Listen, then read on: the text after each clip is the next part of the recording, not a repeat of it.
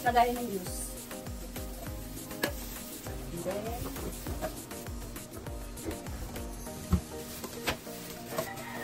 secret naman yung coffee.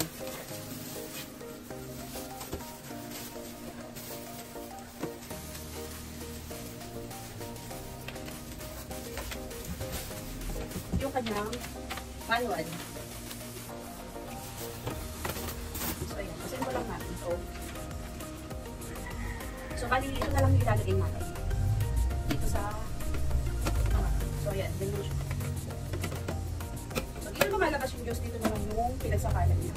So, ayan. Ipipress mo lang siyang ganyan. And then, lalabas na dito yung juice. And then, yung kanyang so, ito naman yung kanyang power bottle. So, 1 and 2 lang.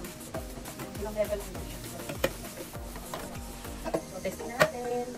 So, yan. Napil na natin yung gagamitin natin. So, isang carrots lang yung gagamitin ko at saka isang stalks ng celery. So, ang maganda nga pala dito is para siyang nagmamagnet yung baba niya. Ano na. Kumbaga, kumakapit siya doon sa tile. So, pagka nagbabibrate siya, so hindi siya mabilis na gumagalaw. Hindi siya nag-move. So, yun. So, yan lang siya. And then, ang downside nga lang pala dito is yung cord niya, no? So, maiksing masyado yung cord. Kaya kailangan ko pang gumamit ng core extension. Same dun sa kanilang air fryer, ganito din yung issue ko sa kanila eh. So, kung mapapansin nyo ito, yan, Power PH din yan, yung brand yan. And yung saksakan din niya, o yung cord niya, ang problema ko, maiksi. So, yun talaga siguro talaga yung ano nila, design nila. So, but anyways, mag-start na tayo. So, kinito na lang muna yung mga gagamitin natin para mas mabilis. So, yan, testing lang muna natin. So, first time ko kasi ito itry. So, ilagay na muna natin lahat yung carrots. Then, after nyan, is depress na.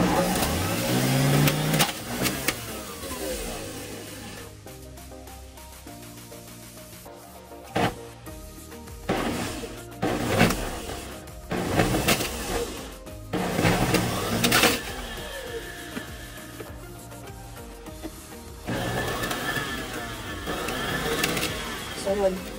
Hindi siya pwedeng buong-buo yung carrots niya. So, kailangan siguro i-chop pa natin ng mas maliliit. Kasi, maano siya, tumatalsik siya. So, baka hindi niya kaya yung masyadong malalaki yung pagkaka-chop.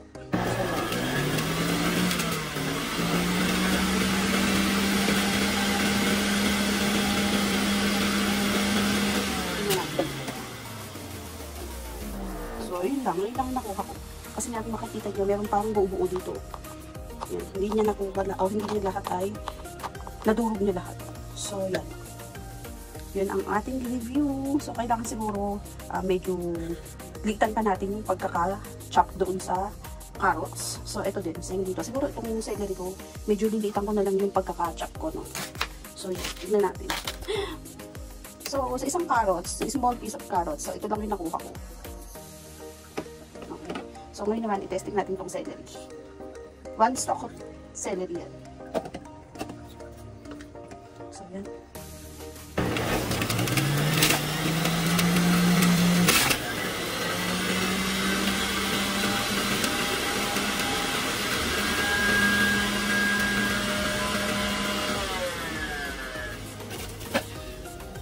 Siguro, itatry kong ulitin ulit kung ano yung mga sapan na nandito. Kasi meron pa siyang buo-buo eh.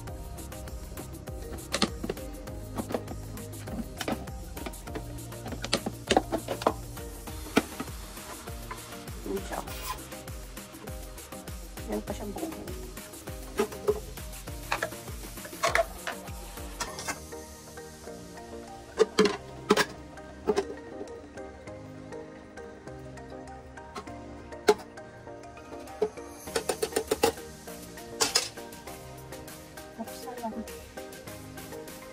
So, yun siya.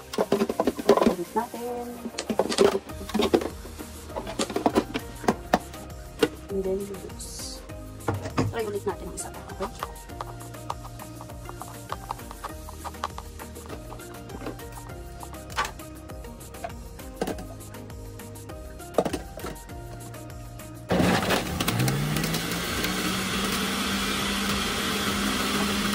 So, wala na. Hindi lang yun. So, dun sa ginawa natin kanina, no? So, number 1 lang lagi yung ginagamit ko. Okay? So, sa paglilinis naman sa kanya, so natanggal ko na yung kanina. So, madali lang naman kasi siyang tanggalin. Kaya, hindi ko na rin na-videohan. So, same din ito. Madali lang naman siyang tanggalin or i-detach. So, ito yung nakuha natin juice galing sa carrot and celery. And then, sa pagtatanggal naman ito, para malinis natin siya. So, kailangan mo lang siyang hilahin. Same dito din sa kabila. Meron din siya dito sa kabila. Kukulang natin siya dito. And then, makukuha na natin ito para malinis natin siya. So, yan. Pwede na natin hugasan ito. And then, dito naman is, ganyan lang. Yan. Pwede na natin siyang hugasan. So, yan. Mabilis naman siyang tanggalin pag huhugasan na natin siya. So, hugasan lang natin to. So, yan. Babalik na natin siya. Nahugasan ko na lahat. So, unahin muna natin to. So, place lang natin siya dyan. And then, lalagay na natin itong yan. Push lang natin siya. And then, susunod na natin itong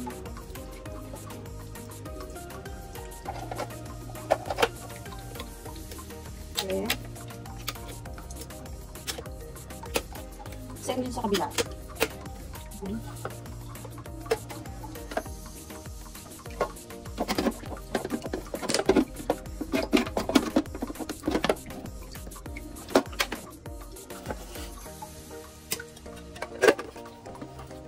So, yun siya.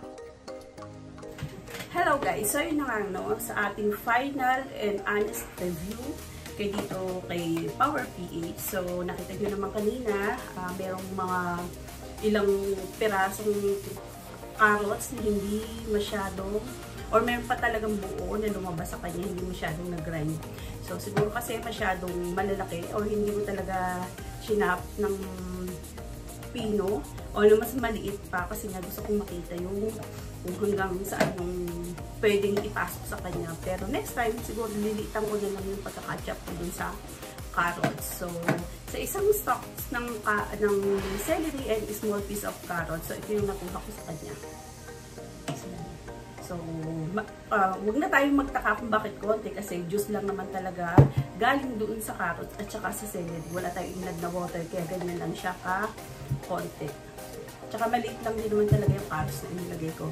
So, yun na nga. And at the same time, yung downside na dito is yung, sabi ko na kanina, is masyadong maigsi yung cord. So, yun naman siya.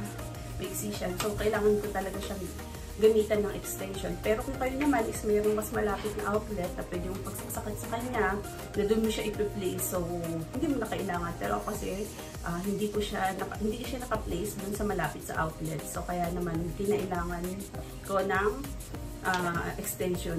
And same nga, kagaya yung sabi ko kanina, dun sa isang pinurchase ko din sa kanila na Power PH din yung tatak, air fryer. So, yun, ganun din, maiksi din yung cord niya. So, ginagamitan ko din siya ng extension. So, yun lang. Pagdating sa paglilinis, madali siyang linisin, madali siyang itanggalin, madali din siyang i-assemble. So, pinakita ko naman sa iyo kung paano siya i-assemble. So, ayun lang. Nga pala guys, ang price nito is, eto. Sale ko lang siyang nabili. 763 ko na itong nakuha and nakasale din kasi siya kaya 763 lang. And kasama na dun yung shipping fee. So, ayun lang. Sana makatulong sa inyo or nagkaroon kayo na idea para sa pagbili nyo ng fruit extractor or fruit juicer or juicer extractor. Basta anything. So, yun lang. Maraming salamat sa panonood. Bye!